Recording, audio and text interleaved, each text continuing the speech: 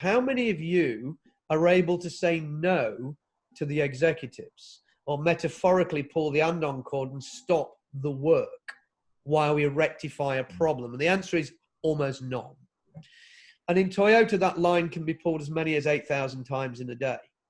It doesn't stop the line 8,000 times a day, but the reality is people are constantly pulling it to correct minor problems. Maybe there's a mistorqued bolt, or maybe something didn't fit correctly and they need just to correct it. They need just to alert to the fact they're doing that.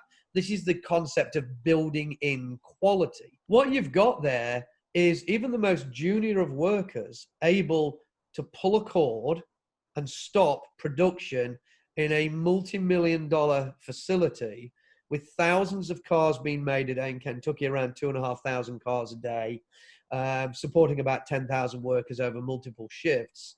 Anybody can stop the production. And so we need that. We need a level of empowerment. And empowerment doesn't mean the lunatics are running the asylum. But if you don't allow people to explore, experiment, things won't emerge.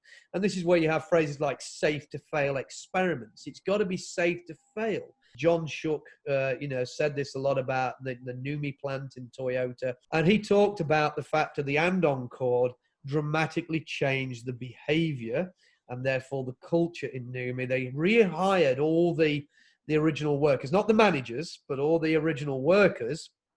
And they had terrible things happening in Numi, drugs and drinking, terrible quality control, safety issues.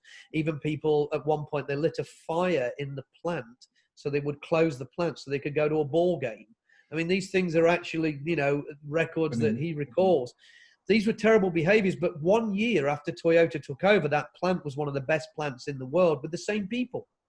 And all they did was change the behaviors, and it enabled some psychological safety. They passed the responsibility and the accountability for quality back to the people doing the work and gave them the tool to enable that quality to be built in.